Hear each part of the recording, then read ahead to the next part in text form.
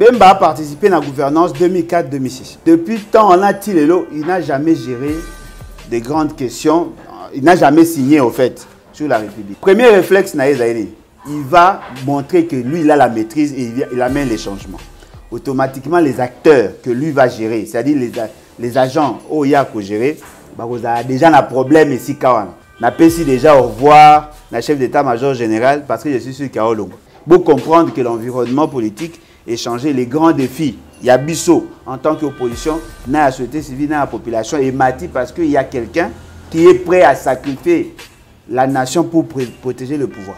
Mouto a chargé, il y a occupé ma prix sur le marché. Grand jongleur. Programme à 100 jours, il n'y a pas un ministre qui est convoité par Libanais, Indo-Pakistanais qui est le ministre de l'économie. On a vu sur l'importation de la bilocos. Vous remarquez que les frais de douane mati, vous l'avez de 9 000 à 12 000. Vous créez et l'eau au besoin en sens taxe, assurance. Assurance, il y a nini. Parce que l'assurance est facultative. Stratégie, c'est chef d'état-major général. C'est ma pangokuna. C'est bandeko afei seki bana mapanga kuna bana afei seki bana mapanga kuna ba ex moko boya kala bana mapanga kata mapanga kuna bakaboye ba mapanga po tango ba oteka qui n'est pas opposition. Il y a une décision de l'autre côté ba pekisi ba teka pemene balé. Mais pour là le ministre actuel il y a aménagement du territoire a teki. Et il dit que à la Rosala neto oyoka à la Rosala ngo sur la bénédiction à monsieur Félix Sekedi. Dans leur stratégie qu'est-ce qu'ils font? Ba komi Kobotola, bandako o bakonzi akala batekaka.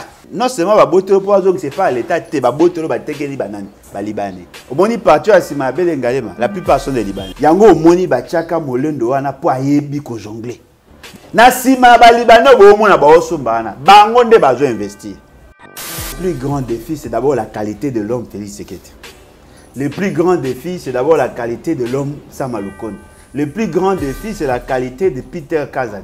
Le plus grand défi, c'est la qualité de Jean-Pierre Bemba. Le plus grand défi, c'est la qualité de Vital Kamerhe. Le plus grand défi, c'est la qualité de Omsunani, Liaou. La qualité de ces hommes-là, Bazali au service de la nation T, Bazali à leur propre service. L'année qui viendra, 2024, la situation deviendra plus dure. Pourquoi? Justement parce que on n'a pas investi en 2022. Nalinga qui peine à profiter na occasion yo pour annoncer na bandeko nyonso balinga biso o nyonso bazali na niveau ya Europe baye bate kalate toza ko sala tourner à ce niveau là tukokoma na Belgique plus précisément na Bruxelles le 13 avril. Soki to sali tokokuta na bandeko na biso ya ba résistant et puis tokolongwa tokokende na France à partir de France tokoyamba na pe na bandeko nyonso o bazali na mopanzi wana soko tolongwe na France toke na Allemagne soki tolongwe na Allemagne toke na Suède soki tolongwe na Suède nde tokotala possibilité soit ya kozonga France ya kozonga Belgique pour que to préparer la Suisse l'Italie, ça dépend, il y a des gens qui lancer une invitation, mais Bissot aurait tenu d'abord 4 pays où ici 4 vous avez une invitation, ils allaient fermer et les restes on verra.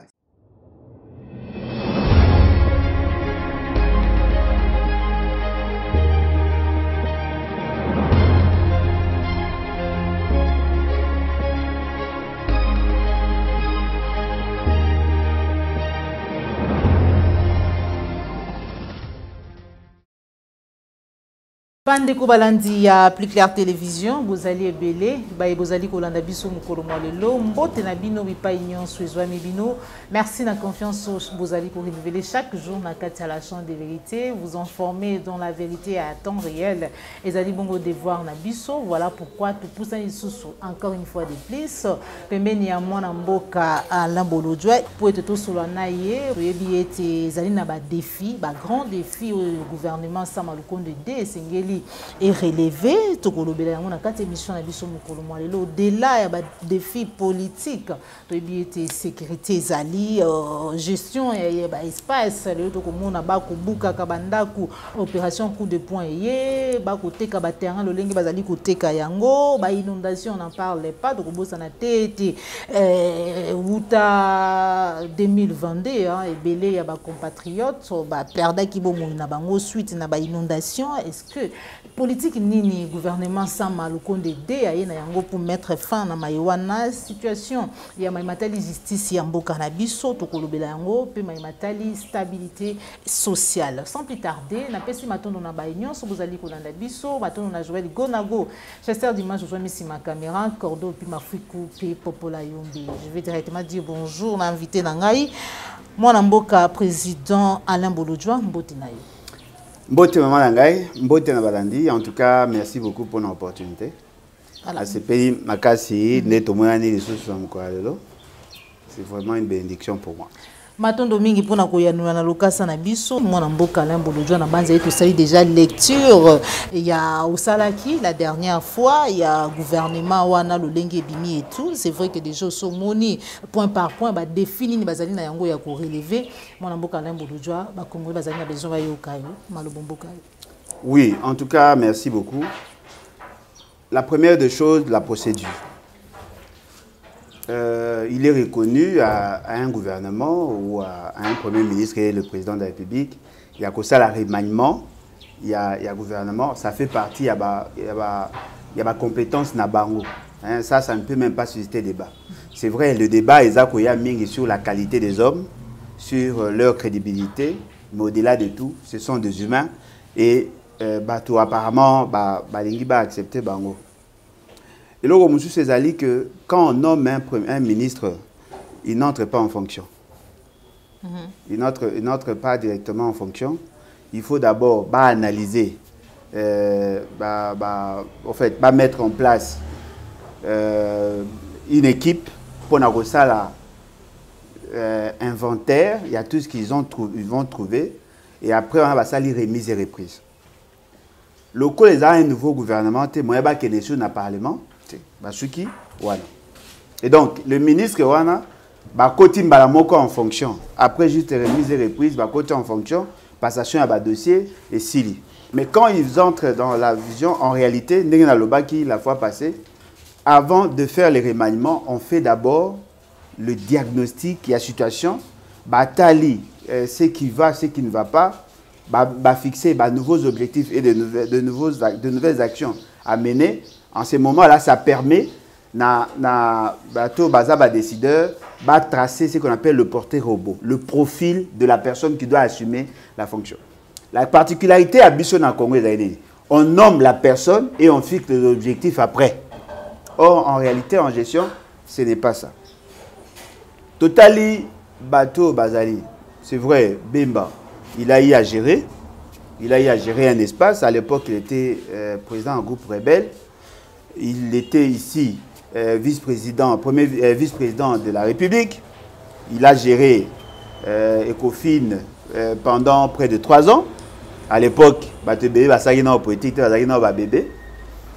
a géré. Et puis après, il revient.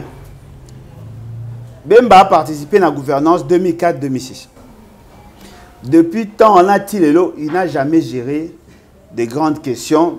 Il n'a jamais signé, au fait, sur la République. Il entre dans 4. Premier réflexe, il va montrer que lui, il a la maîtrise et il amène les changements.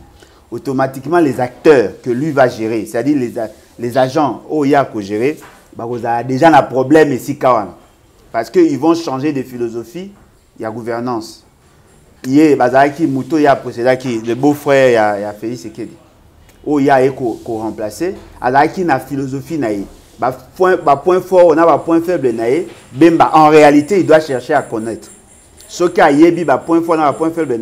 C'est en ce moment-là qu'il va amener les changements. Or, connaissant Bemba, il ne viendra pas pour faire la continuité, il viendra pour faire la rupture. Donc, il va commencer à kolongo la bateau mususu, à kosenga ba écarter bateau mususu. Na pesi déjà au revoir, na chef d'état-major général, parce que je suis sûr qu'il y a Olongo. Et je suis sûr que bato mosusu chargé des opérations Adem Log a préparé déjà na omona déjà qui a olongwa karaté parce que bazali bato yo bemba au travailler le connaissant chargé des opérations et renseignements nazo mona yesoka otika ezaka pour faire ce qu'il a lingaka peut-être qu'il y a pas kolongwa donc il y a beaucoup de personnes beaucoup de gens au bakolinga balongola bango il n'y a pas que ça il y a d'autres aspects aspect belé oyo et au senga na bango analyser pour que mettre en place de bonnes politiques si et seulement si bazana intention au même changement donc voilà. Avant les acquis aspect sécuritaire, tous et là quand même makambo lobby mo lamboka lemboloja total andi longi ko tambola gestion ya ba espace to balelo to zali une opération coup de poing na banza yeto zali ko mona lo lengi zali ko tambola ba buki banda kwa ba tout président lemboloja population a kolela alors que kaka bango wana banda ko misusu esombami pendant mandat na bango ya 4 ans o mapango to ba terrain misusu mais kasi finalement ba buki yango. Est-ce que des filles ont relevé en Ok, en tout cas, désolé pour la première partie. Parce que tu as juste sécurité de manière globale et de manière usuelle. Oui. Au moins, là, nous avons pu insister sur la défense, mais il y a la sécurité proprement dite qui dépend du ministère de l'Intérieur. Le monsieur qui est nommé, c'est un militant d'un parti politique. Ayepe pour imposer une philosophie. Bobo sanate tant bande ko buka banda ko moyeza na lien tant bande ko buka banda ko mutu moka benga kai pour se plaindre moni audio mo etambulaka abenga kai ba buki ndako na biso et tout ça non yo za politicien et ba buki on ezaka pour mokonzi mutaza derrière nani comment j'ai coco à salaki ango poala ki sana batu ki ça quand même quelque chose dans aspect mo politique il faut comprendre yo le cause mutu na biso. Après, si magamon de manière spécifique pour cet duo-là existe. C'est cette personne-là qui arrive là, au niveau du ministère intérieur.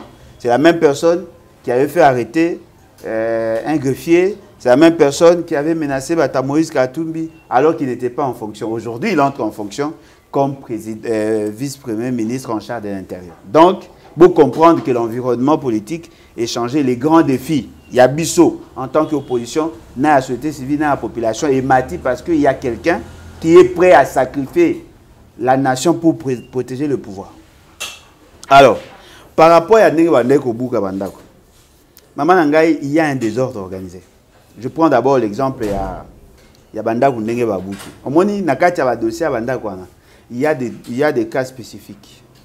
Il y a un bateau, na manfu na ende bakino balobaka atonginda kunesike bonga tongate mais za na ba misusu basala qui demande ba pesi bango autorisation et ya ko occuper ko jouir na eloko wana et ya ko tonga. Ces gens-là ont des droits, ils peuvent recourir à la justice pour na ko gain de cause. Bazan a plus de chances de gagner le procès parce que d'abord ils ont le document à Mikanda à Lopango, bazan a permis de construire. L'État a cautionné, a permis à ce que la situation ça m'a marqué. Ces gens-là, ceux qui vont s'organiser, qui vont porter plainte, ils vont gagner. Là, c'est sûr. Mais le problème est que au même moment, au même moment, Oteka. Exactement. Au moins, c'est-à-dire que Babouki, Balakisi na Batuki, Bazako Bouka pour la construction anarchique, mais en même temps, ils vendent les espaces et après, il y aura des gens qui viendront pour recasser encore. Et c'est ce que nous supportons. Moi,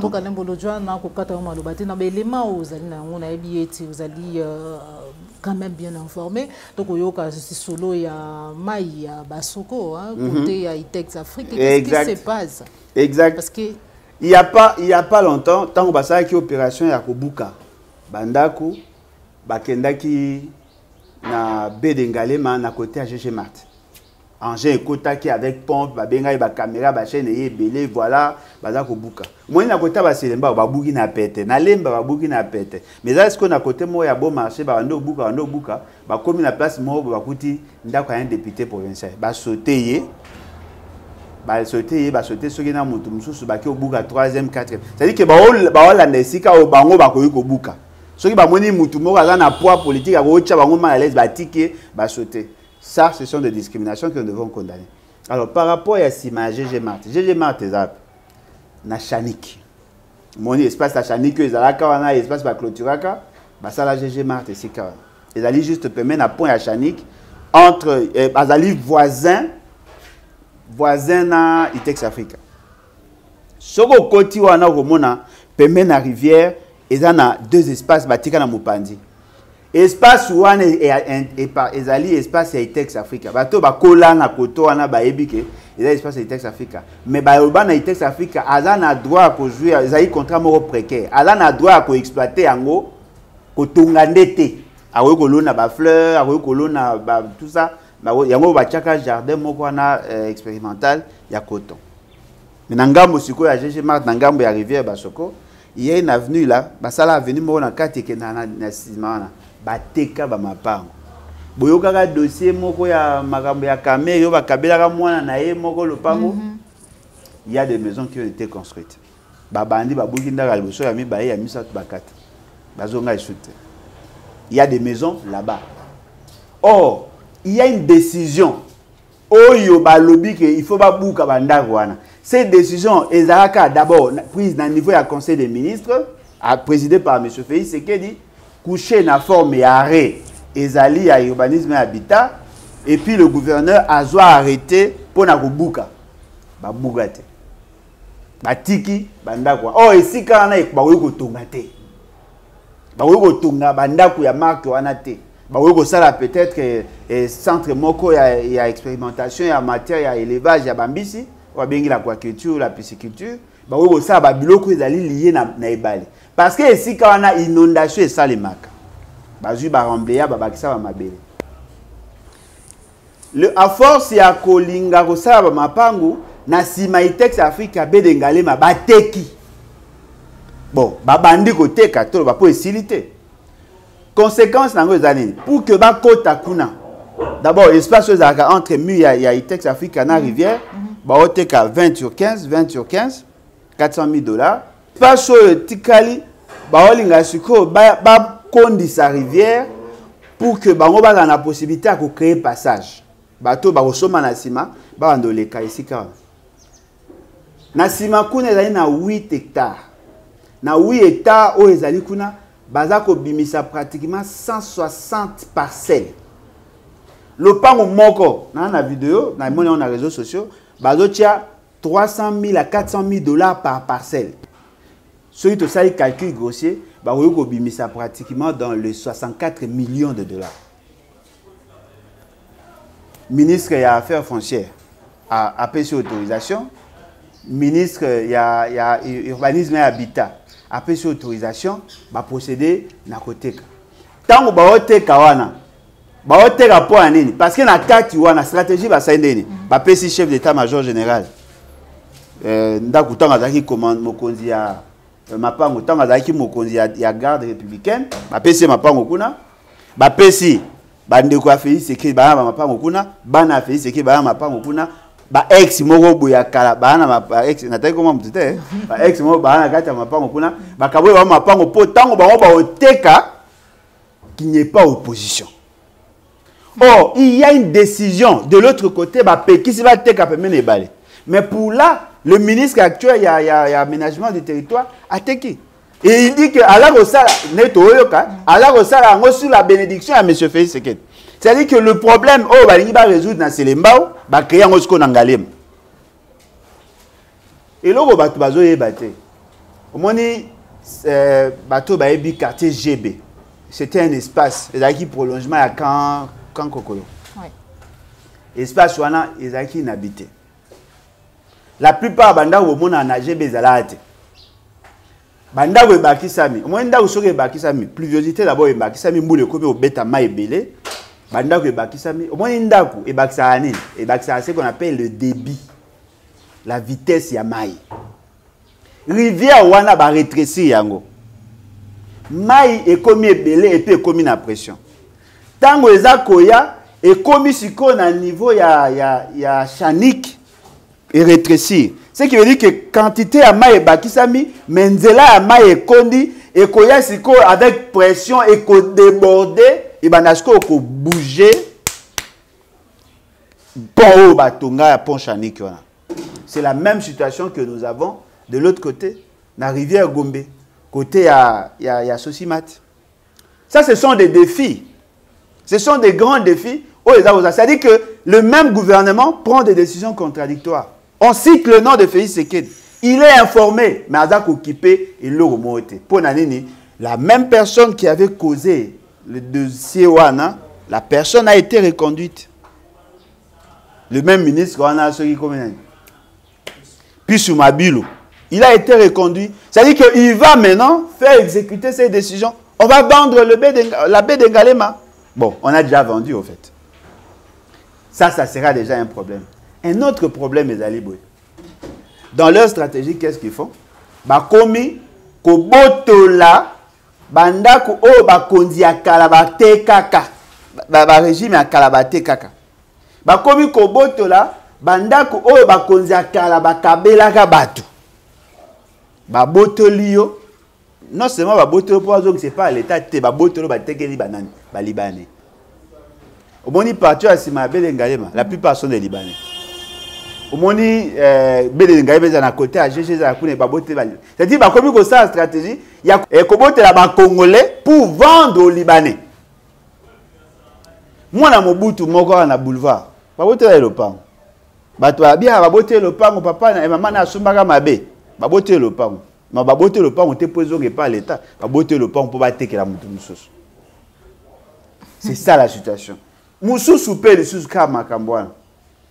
Monsieur Bahati Azalaka d'abord DG, après a commis vice-ministre en agriculture, abandonné ko travailler titulaire naé ezaki mama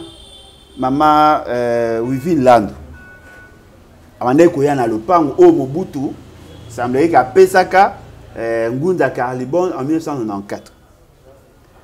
Tango a PCI Ndakwana, qui appartenait à une banque qui était en faillite, une banque agricole qui était en faillite. Nde Bajui a joué en Wafandaka. Bahati venait là. Bahati a bêti manigance à Sombi, d'après Yé, a Sombi le Pangwana auprès d'un sujet rwandais. À Bouki, Ndako Ezara Nakati, alors que cette maison était déjà donnée à titre gracieux na Ngunza Carlibon. Yesiko a récupéré Ndako Ana, le but a Sombi pas et un Rwandais. A Bouki Ndako pour que la maman là a la possibilité à ressortir. La maman a porté plainte. Le procureur général prêt à cour de cassation afin d'aider de ça au Bangabahati.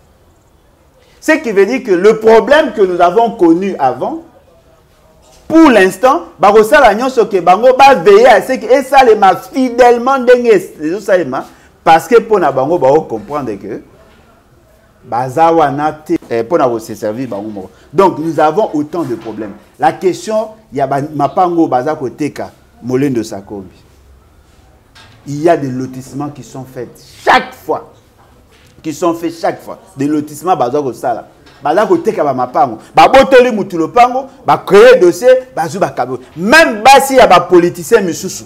Ba komi kozwa mikanda ba Mapango na bango, ba beti yango bungula ba changer parce que mukondi nazo bisawa maman nangai ces défis là, il est énorme. Donc le problème où les a ko déranger peuple. Le problème m'a belé et qu'on trouver solution pour baomo ba na posa ba bisombe à Mapango. Et belé à Mapango bateau ba sombi en peu de temps. Et belé à Mapango. Bakomi ko soma même ba église. Boyoki sangote batu moko bomoyaki mikoyeleki, batu moko bakangaki bango ceux qui père curé tout ça. Oui. Mais derrière il y a les gens du pouvoir. Bazako somba Mapango na ndenge ya terrible. Yango moni bachaka molendo wana po ayebi ko jongler. Basali na système na bango pour na ko récupérer ba dossier le pango ezaka à l'état. Basomba ka tout ça ba boteli. Na veni pumbu ba otobote le pango moko wana. Aveni pumbu na Gombe. Ba boteli mutu moko le pango ba biki yo asisa ko futa ba nyongo ya l'état te sans kutu ko avertir ye ba jui le pango wana ba teke libanais. Na sima ba libanais bo mona ba osomba wana. Bango nde bazo investir. Bazui libanais ba présenter ba komi ko teka bango ba Mapango ba soyi ba Mapango en réalité ça bango. Donc tous ces problèmes là, c'est un grand défi. les gens qui sont censés trouver des solutions, eux-mêmes sont problème. Voilà. Justice, tu espères que le président de la République Yemoko, magistrat véré, justice corrompu, si tu espérer ni le gouvernement Samadeo par rapport à la justice pour qui déjà un ministre de la justice a allé reconduire. Maman Nangai, cette dame était avocate. La magistrature a eu pas c'est ce que les alliés que on n'a pas, ils n'ont pas l'intention de faire la justice, d'appliquer les dispositions pertinentes de la Constitution parce que sur l'article 150 il y a la Constitution attend à Mingi. Que le cours des tribunaux ont pour mission de garantir les droits et libertés individuels et collectifs. Les juges n'ont d'autorité que la loi. Aujourd'hui, les juges ont l'autorité, la classe politique.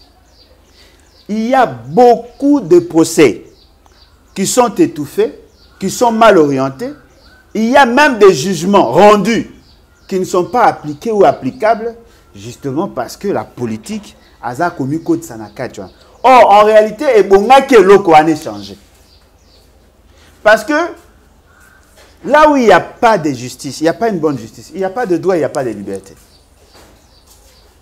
C'est là maintenant le problème. Parce que le problème aux hommes, on conflit aux hommes, conflit des terres. Où est la conflit des terres? Tous ces conflits-là, en réalité, il y a la résolver à partir de la justice. C'est-à-dire que quand je suis en conflit avec vous, en conflit d'intérêt, on recourt vers la justice. Bon, mais quand on peut imaginer ceux qui sont innocents à commis coupables. Automatiquement, ça crée des frustrations. Il y a la violence. La justice est allée locaux, ça la rango na blague. Or, aujourd'hui, la justice est caporalisée. Parce que les grands criminels, c'est celui qui décide en dernier ressort. S'il y a une bonne justice, c'est ce qui sera arrêté. Le procureur général pris à cour constitutionnelle devait se saisir du dossier. Quand on a côté na pouvoir, la déclaration en Nanga, le programme à 100 jours, et à Chile Gelou, usurpation de compétences, et tout ça, à signature, il y a un accord en violation de l'article 213 de la Constitution, 214, 215. En réalité, M. Félix Tshisekedi devait être arrêté. Or, lui-même veut entretenir la confusion dans la justice pour qu'il soit protégé. N'a pas cet exemple à Bahatina, maman Wivin Lando. On porte plainte contre M. Nani Bahati. On ne veut pas le poursuivre. Or, la Constitution n'a pas dit qu'on ne peut pas poursuivre un président du Sénat. Pour preuve, Bomonaka, ben qui va poursuivre Nani Oazaki on a libéré. C'est possible, ce n'est pas interdit. Bah qu'on lever l'immunité et puis c'est tout. Mais Baza Kolinga, la justice est la chose. Et en ces moments-là, c'est la justice du plus fort qui règne. Allez voir, d'abord dans des prisons. Ça, les forts, on a fait ça, on a vidéo. Il y a des prisonniers. Bon, ma photo. On a évité ceux qui vont bloquer. Ma photo, il y a des prisonniers. Il y a des moribonds. Prisonniers, à Konda, Bela, Beri, Beri, Liboume, Vimbi, Nzote, Kaoki. Aux hommes, il y a des moutons à commis mourants. Mais allez voir, il y a des innocents, des gens qui n'ont jamais été jugés. Ministre Yemokabi, près de 75%, il y a bateau va détenus dans la prison, pour la plupart va s'embattre. Ça, c'est quelle justice? Combien de mamans au sauté va botter, comme la justice, jugement paysan rendu, va beaucoup appliquer. Combien de bateaux va problème? Dossier déjà au moni va bouki banda quoi. Combien de procès aux annonces? La justice ne va pas bien fonctionner parce que si la justice fonctionne bien, tous les voleurs au pouvoir, pas si Moussous Pesaïni Nassou qui savoir maman. Baoti ko procéder na concours, il y a des magistrats. Les magistrats qui sont censés dire le droit, bango moro, ba koti na corruption, il y a eu même des gens qui n'ont jamais fait le droit. Ba kenai ko s'inscrire parce que bazaki na po ça va se retrouver. Ça augure déjà, qui ça déjà que la justice est une justice à Mabé. Allez voir dans nos territoires. En réalité, avec la décentralisation, il y a ce qu'on appelle les tripés. tribunal de paix dans tous les territoires. On n'a pas organisé comment accueillir les magistrats. Le procureur, pour la Komakuna, a refait un anda unen. Na akuna mboga mususu. Procureur soka yé kofanda, a refait un anda kwa mabele, ba chandele. Soka akena toilette à maboulou. Pour na mai, il faut pas que le toque là yé, courant moboulou, connexion internet et zalaate. Donc il y a encore un problème de la justice par rapport à cette réalité. Donc il y a vraiment des grands défis, mais fort malheureusement les gens qui sont nommés n'ont pas la vision de changer ces choses-là. Moi, je social. Stabilité sociale, l'élo social il y a Congolais. La vie est devenue intenable. Il y a République démocratique du Congo, grand défi soit relevé. On s'en sortir de... Bango ba yeko s'en sortir te maman nga bango ba yende pona ko s'enrichir, ko préparer l'électorat. Qui est censé dans le gouvernement qui sont censés de résoudre ce problème associé à l'ONU? C'est tous les ministères. Le social, la sécurité en fait partie. Le social, la gestion des terres en fait partie. Le social, parce que la quiétude passe par là. Le social, le prix sur le marché. Le social, la production, l'organisation, le travail. Tout ce qui touche à la vie de l'homme, c'est ce qu'on appelle social. C'est-à-dire la mission du gouvernement est de rendre social. La sécurité avec la question à Bakoulou. Bachena, la ministre intérieure. Mon boulot, Mouto a chargé, il y a occupé le prix sur le marché. Grand jongleur. Mon boulot. C'est-à-dire que, aujourd'hui, on a eu profil, il y a bateau, bâché, et là, Sabino qui n'ont pas besoin de résoudre le problème. Et qu'on s'empirer davantage. Ministère du commerce extérieur, ou à tel importation ou exportation. C'est la même personne qui était là, Jean-Lucien Boussa. Qu'a-t-il fait dans le passé? Que compte-t-il faire aujourd'hui? La personne qui fixe le prix sur le marché, qui veille sur la fixation des prix sur le marché, et ministre de l'économie, grand jongleur.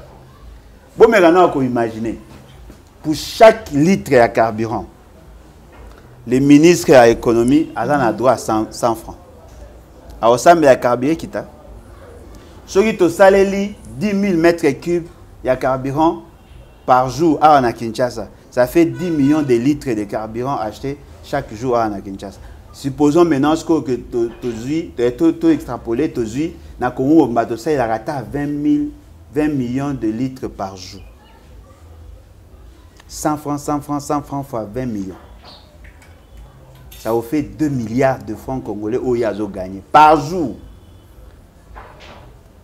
Aïe ne programme à 100 jours, Bokalaka et ça moins en retard. Aïe ne chaque bouteille de bière, on a chaque tige de cigarette, on a chaque carton à Thompson, c'est-à-dire que le ministère a un décote. Oya banda kozwa à partir à paiement à dette à carburant et consort. Bozasko enveloppe nyon sur la ministère de l'économie à Yelinde yango.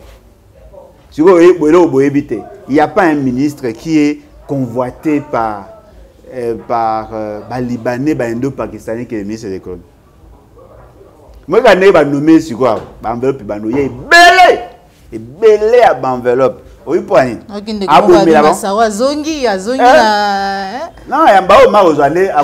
un 4 Rwandais à Milaya,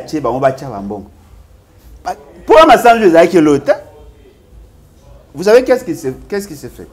Libanais Morazan a importation. Non, voilà, ministre Naïko Talayo, Dengo Zubo Konzi, Tala, a soutenir 100 000, 500 000, 1 million. Le prix au moment où sur le marché, ce n'est pas seulement lié à la raréfaction.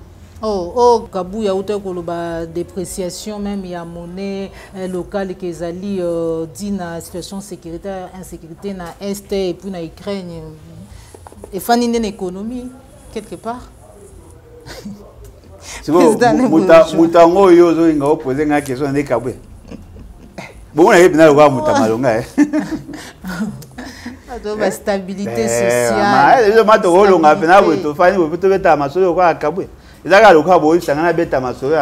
Il y a nani comment moi no amataki lukwa mutu kawana ya viso yo benga revie nanga Kabuya Tozongi na stabilité sociale. Bon, il y a une occupé. Il y a une stabilité sociale. Et là, quand ils allaient, frère, ils allaient,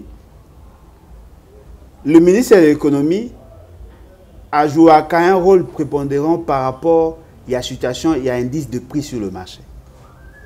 C'est lui, le technicien à l'État, sur le suivi, il y a prix.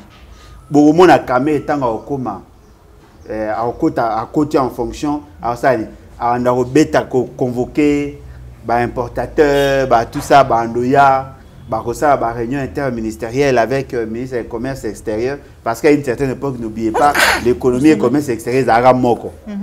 Je crois que à Souki Sarango, je crois qu'il faut abattre. Si je ne m'abuse pas. Zara Philippe Fouta, oui, il faut abattre. Il y a un Souki Sarango, on va sender en le commerce extérieur, à part, ni n'a pas. Désolé. Bazawana, Bazana avantage, il y a un cop et il se laisse corrompre. Bah oui, côté que la bino prix à Simawa na Kinshasa na $7. Bah on va boy. Faut pas mettre ça. Mbongo ya likolo wana. Bah on va kabola yango. Na carburant et consommé na lobaki. Bah ça là. Ça veut dire que là déjà il y a un problème. Et là on me peut aller voir que la hausse de prix, et ça que c'est justifié aussi par rapport au ministère de la Finance, ministère du Commerce extérieur. Na dossier ni. Bah ndeko na biso bo ça ba importation ya ba bilokos. Vous remarquez que frais de douane mati. Bon longue de 9 000 à 12 000. 9 000 à 12 000. Et Rokita, tu es Romata. Puis Romata kaka. Si on somba qui fait na $10, il y a que le comme à $15. Parce que baki c'est bango $3 000 licolo sur le conteneur. Ba créer et l'eau moro besoin en sens T. Taxe moro ba ben yango assurance. Assurance il y a nini parce que l'assurance est facultative. Ce n'est pas que vous pouvez imposer à quelqu'un de payer l'assurance auprès d'un assureur que lui ne connaît pas. Bazako ça la nyoso pour qu'il va maximiser la recette et en faisant ça ils ont posé problème. Ministre de la Finance n'a pas la culture de payer des dettes intérieures. Moyennant quelque chose d'obimi, abimi simbo. Bah décaissement de fonds ils ont tenir compte n'a pas intérêt. C'est-à-dire que tous ces décors là, il y a un monde des actes justifiés ce que nous avons aujourd'hui.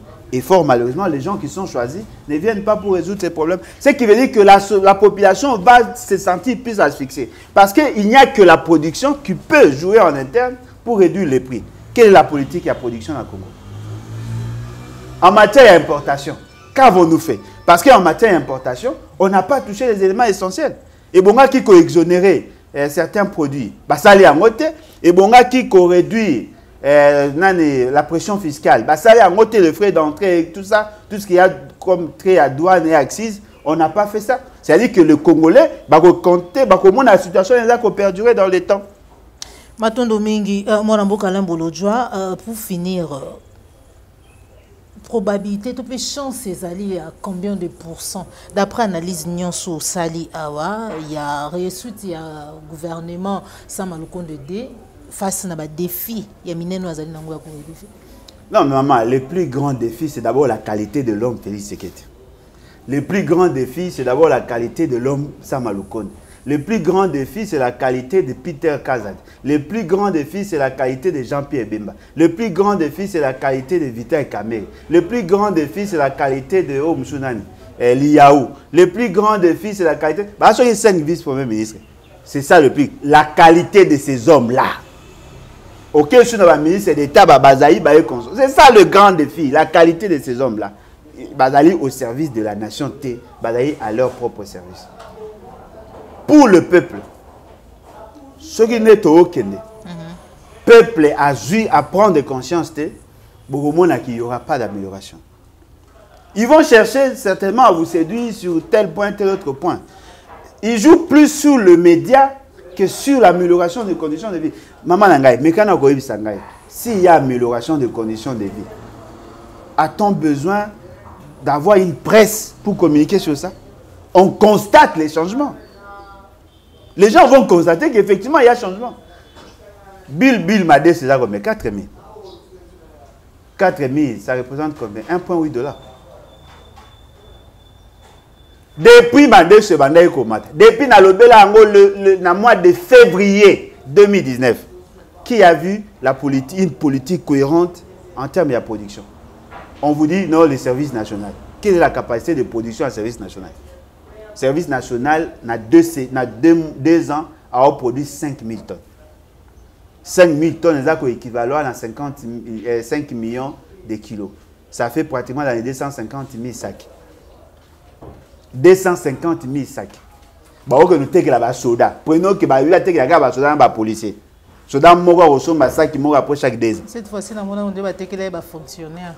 Non, mais les fonctionnaires, mais ma sac ils ont combien?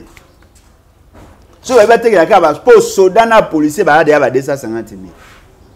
Si vous avez un sac qui manque après chaque 2 ans. Quelle est la politique de la production?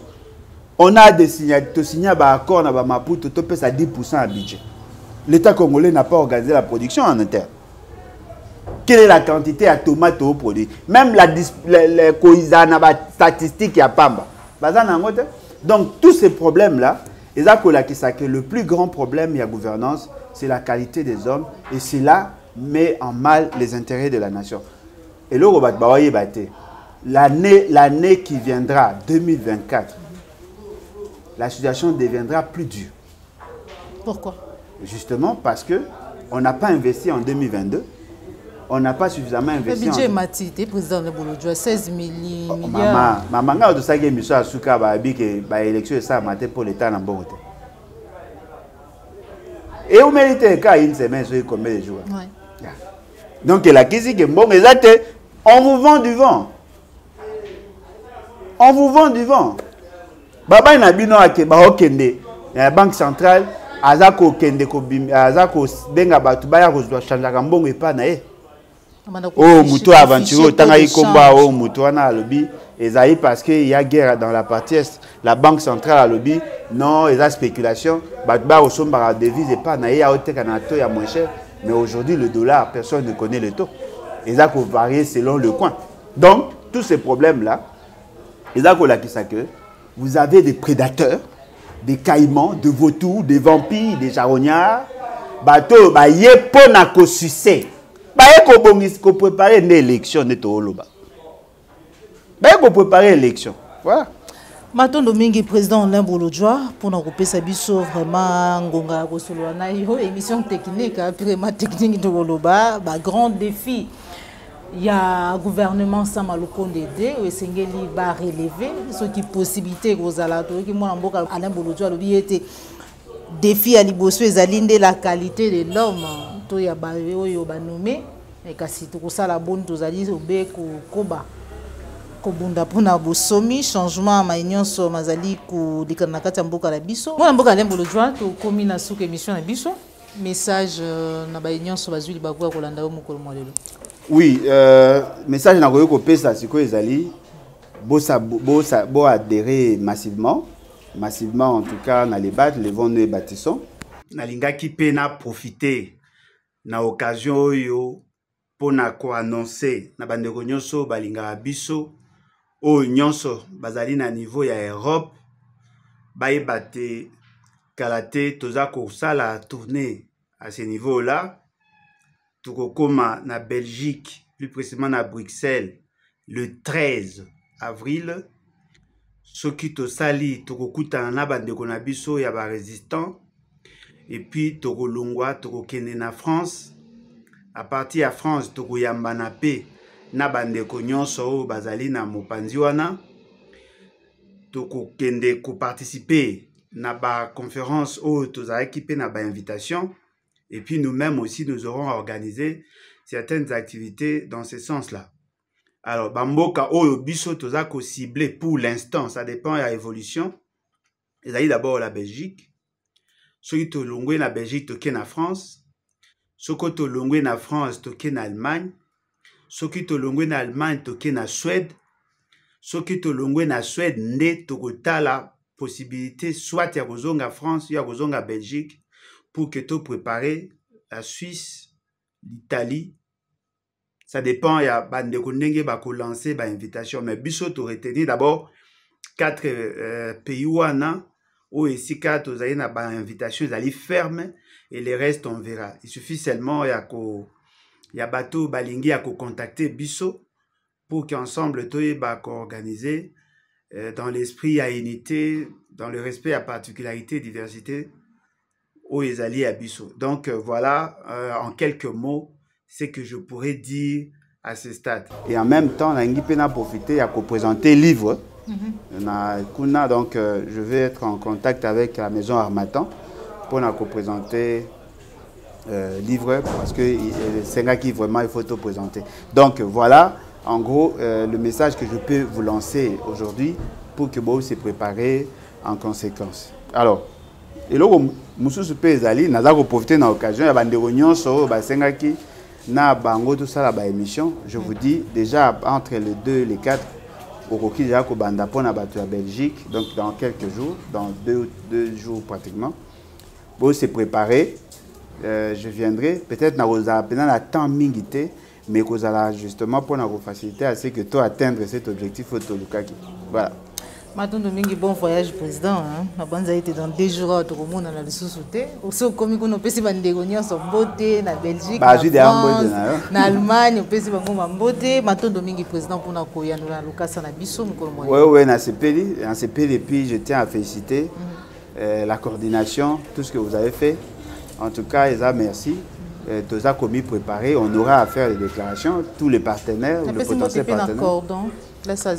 Oui, oui. Il y a diaspora. Basé Belé, il y a Asie, il y a Amérique, il y a Europe, il y a Afrique. Bon, le gars va passer une autorisation, on attend qu'on va mais on a passé mais particulièrement il y a Europe, on a passé un beau technique ok, voilà. Voilà, président Malubombo Kayo. Donc merci beaucoup, Toza Koya. Na moi un clin d'œil na Zeble Congo. Et vous avez bien Boketu Wayambo, aujourd'hui Odombo, Mama Okeke, Bandeko Apariko, CNDP Mobimba, aujourd'hui Agir, Batunyoso. En tout cas, na kosepe la makasi tout le monde a tout solo là, tout harmoniser nos points de vue avec les autres organisations na tangité. Organisation à Boketu Nani Peuple Mokondi. Nazui nani eso na bandeko nyonso en tout cas tokutana je crois dans un jour ou 2 tokutana. Matondo mingi président Nembolo Joa, matondo na ba nyonso bolandi biso de partout, matondo na Joël Go na gauche chasseur d'image ozoma ki sima caméra. Popo la yombe pe cordo pe mafuku tokutani bongo mbala sima soki nkola bateli biso osepela ki na émission laïque ezali mbala yambo landa biso ko bossa na te ko s'abonner na kati ya Plus Clair Télévision, la chaîne vous informe à temps réel dans la vérité. Au revoir.